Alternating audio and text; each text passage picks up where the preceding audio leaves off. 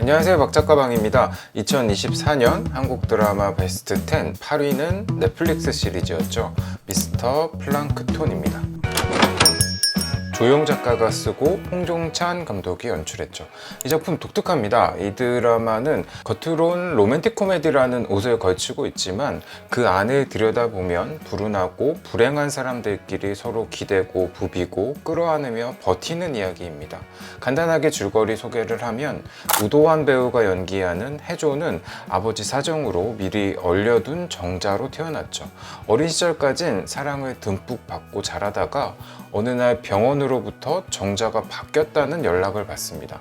그 충격으로 밖으로 나간 어머니는 사고를 당해 돌아가시고 아버지는 혜조를 멀리하기 시작하죠. 이 인물의 첫 불행이 찾아오는 순간입니다. 결국 혜조는 아버지의 변한 모습을 견디지 못하고 집을 떠납니다. 그리고 성인이 된 후 두 번째 불행이 찾아오는데 바로 머릿속에 종양들이 자라고 있어서 길어야 3개월이라는 시한부 판정을 받게 되죠. 근데 이게 운명의 장난인지 이 병은 유전병일 확률이 높다고 나오죠. 그러니까 그 뒤바뀐 정자 때문인 거죠. 이제 그는 병원에서 정자 기증자 5명의 정보를 빼내서 남은 3개월의 인생 동안 진짜 아버지를 찾는 여정을 시작합니다. 그리고 이 여행에 강제로 동참하게 된 이유미 배우가 연기하는 재미가 등장합니다. 그녀는 어린 시절 부모에게 버려져 고아원에서 자랐죠. 그래서 이 인물은 비록 자신은 엄마 없이 자랐지만 대신 좋은 엄마가 되겠다는 꿈이 있습니다. 그렇게 종갓집 5대 독자와 결혼 날짜까지 잡았을 때 병원에서 조기 폐경이란 진단을 받게 됩니다. 그러니까 유일한 꿈인 아이를 가질 수 없게 된 거죠. 그리고 혜조는 재미의 결혼식 날 그녀를 납치해서 여행을 시작합니다. 과연 혜조는 친부를 찾을 수 있을지, 또 재미와의 관계를 회복할 수 있을지, 불행한 사람 둘이 만나면 더 불행해질지 아니면 행복해질 수도 있는지 이야기를 시작해 보겠습니다. 이 작품은 한 인물의 상처와 죽음을 다룸에도 불구하고 작품 중반까지 되게 경쾌한 톤을 유지합니다. 대사도 좋고 플롯도 신선하고 무엇보다 우도환 배우 연기가 정말 좋습니다. 지금도 인지도가 높은 배우지만 앞으로 더 잘 될 것 같은 예감이 들죠. 이 작품에서 저한테 제일 재밌었던 지점은 혜조가 정자 기증자들을 하나씩 찾아가서 만약 저 사람이 진짜 내 아버지라면 어떨까 상상하고 또 그를 마치 자기 아버지처럼 대하는 몇몇 순간들입니다. 이건 혜조 마음속 가장 깊은 곳에 자리한 상처이기 때문에 이런 행동은 그 상처를 치유하고 극복하는 과정이 되죠. 비록 살 날이 3개월밖에 남지 않았지만 그는 자기 상처를 똑바로 바라보고 싶어 하는 거죠. 작품 안에 방황과 방랑의 차이를 이야기하는 대사가 있는데 목적지를 정해두고 달리다가 길을 잃으면 방황이고 목적지 없이 떠돌다가 길을 잃으면 방랑이라고 하죠. 이런 면에서 혜조는 친부라는 목적지를 정한 다음부턴 더 이상 방랑자가 아닙니다. 또 구체적으로 드러나진 않지만 작품 안에 방황과 방랑을 구분짓는 또 한 가지 기준이 있는데 바로 책임입니다. 혜조는 이전까지의 삶에선 어떤 것도 책임지지 않았죠. 재미와 헤어진 이유도 그녀를 책임지고 싶어 하지 않았기 때문이고, 반대로 이 여행에 굳이 재미를 끌어들인 건 마지막으로 사랑하는 사람에게 책임을 다하고 싶은 마음이 있어서로 보이죠. 그러니까 이 여행은 그가 책임이 무엇인지 배우는 과정이기도 합니다. 특히 두 번째로 찾아간 조한철 배우가 연기하는 노름꾼 아버지와의 에피소드는 제가 이 작품에서 가장 푹 빠져봤던 순간입니다. 또 한 가지 장점은 전 이 작품이 좀 삐딱해서 좋습니다.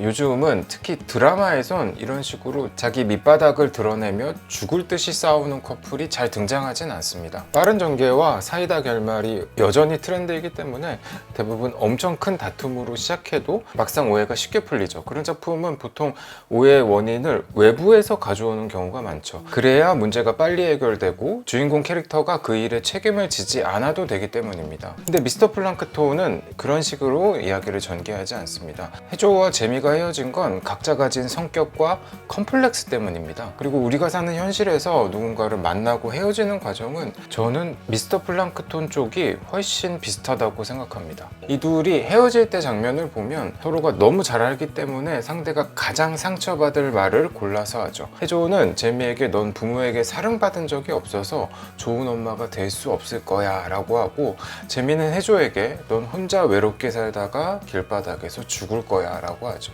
사실 이건 저주에 가깝습니다. 그리고 그 저주가 거의 이루어진 상태에서 둘은 다시 만나 여행을 떠나게 되는 거죠.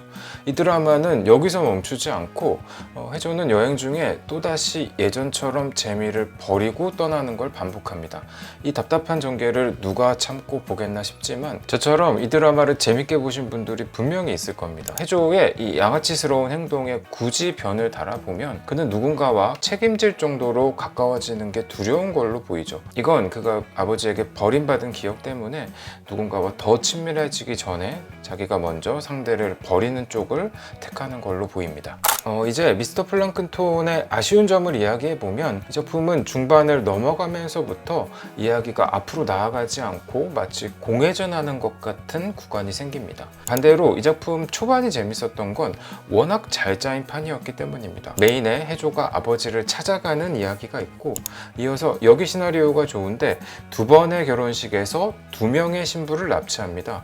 한 번은 해조가 심부름집 의뢰로 조폭 결혼식에서 신부를 납치하고 또 한 번은 전애인 재미를 납치하죠. 이렇게 되면서 해조는 조폭과 재미의 예비 신랑에게 동시에 쫓기게 됩니다. 그러니까 해조는 친부를 찾는 여행자이면서 쫓기는 자이고 또 이전에 실패한 재미와의 사랑을 다시 회복해야 하죠. 앞뒤 양옆으로 재밌고 극적인 상황이 다 포진돼 있죠. 하지만 6화를 기준으로 조폭은 이 레이스에서 빠지게 되고 또 어흥 역시 해조를 쫓는 자에서 동료처럼 변하게 되죠. 대신 이 자리를 마치 킬러 같은 역할이죠. 존나가, 극중 이름이 존나입니다. 존나가 대신하게 되는데 사실 이 인물의 타겟은 해조가 아니라 어흥입니다. 즉 해조를 향해 있던 여러 초점이 분산되면서 결국 해조의 병과 재미와의 관계만 드라마에 남게 되죠. 저한테 제일 아쉬운 점은 이 작품이 5명의 정자기증자를 모두 찾아가는 이야기가 아니라는 겁니다. 물론 여행이라는 게 꼭 계획한 목적지에 도착해야 하는 건 아니지만 이 작품은 그 포기가 너무 갑작스럽고 또 마지막 해조의 선택, 그러니까 어린 시절까지 자신을 키운 아버지에게 돌아가는 설정은 이 드라마가 택할 수 있는 길 중에 하나라고는 생각하지만 저한텐 그 과정이 설득력 있게 다가오지 않았습니다. 마지막으로 제가 미스터 플랑크톤에서 가장 좋아하는 장면 이야기를 하면 오프닝과 클로징에 등장했던 해조가 죽음을 맞이하는 장면입니다. 그는 길거리에서 혼자 외롭게 죽을 거란 재미의 저주와는 다르게 마지막 재미를 바라보면서 죽습니다. 저한테는 이 장면이 마치 동화처럼 사랑으로 저주가 풀리는 순간처럼도 느껴졌습니다. 여기 촬영도 좋고 배우 연기도 좋고 무엇보다 나레이션이 참 좋죠. 결국 해조가 불행을 견디고 또 살면서 잠깐 플랑크톤처럼 빛나는 순간을 가질 수 있던 건 누군가를 사랑했기 때문에 가능했지 않나 싶고 그게 이 작품이 하고 싶었던 이야기가 아닐까 싶습니다. 2024년 한국 드라마 베스트 10 8위는 미스터 플랑크톤이었습니다. 7위 영상으로 다시 찾아뵙겠습니다. 감사합니다.